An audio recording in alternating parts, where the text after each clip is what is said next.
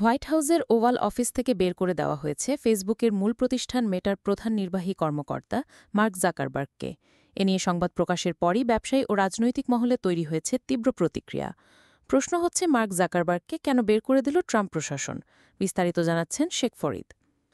মার্কিন president Donald ট্রাম্পের সরকারি বাসভবন হোয়াইট হাউস থেকে বের করে দেওয়া হয়েছে মার্ক জাকারবার্গকে। এ নিয়ে সংবাদ প্রকাশের পরই ব্যবসায়ী ও রাজনৈতিক মহলে তৈরি হয়েছে তীব্র প্রতিক্রিয়া। তবে এমন অভিযোগ অস্বীকার করে ব্যাখ্যা দিয়েছে white house.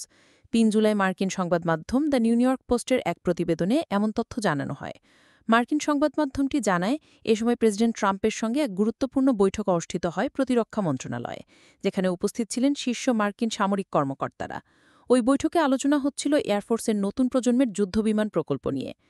The new York post আরও জানায়, বৈঠকের মাঝখানে জাকারবার্গের উপস্থিতিতে সেখানে থাকা সামরিক কর্মকর্তারা বিস্মিত ও উদ্বিগ্ন হয়ে পড়েন, কারণ তিনি ওই বৈঠকের অনুমোদিত সদস্য ছিলেন না এবং তার কাছে প্রয়োজনীয় নিরাপত্তা ছাড়পত্র ছিল না। ফলে মেটা প্রধানকে অবিলম্বে বাহিরে অপেক্ষা করতে বলা হয়। তবে এই ঘটনার ভিন্ন ব্যাখ্যা দিয়েছে ব্রিটিশ সংবাদ মাধ্যম ডেইলি মেইল। হোয়াইট হাউসের কর্মকর্তাদের বরাত দিয়ে ব্রিটিশ সংবাদ মাধ্যমটি জানায়, ঘটনাটি অতিরঞ্জিত ও ভুলভাবে উপস্থাপন করা হয়েছে। প্রেসিডেন্ট ট্রাম্পের অনুরোধেই জাকারবার্গ সেখানে ঢুকে শুধু সৌজন্যমূলকভাবে হ্যালো বলেন এবং পরে নিজ থেকেই বেরিয়ে যান, কারণ তার সঙ্গে ট্রাম্পের একটি নির্ধারিত আলাদা বৈঠক ছিল, যা হওয়ার কথা ছিল সামরিক কর্মকর্তাদের সঙ্গে আলোচনার পর। মার্ক জাকারবার্গের রাজনীতির সঙ্গে সম্পর্ক দীর্ঘদিন ধরেই জটিল।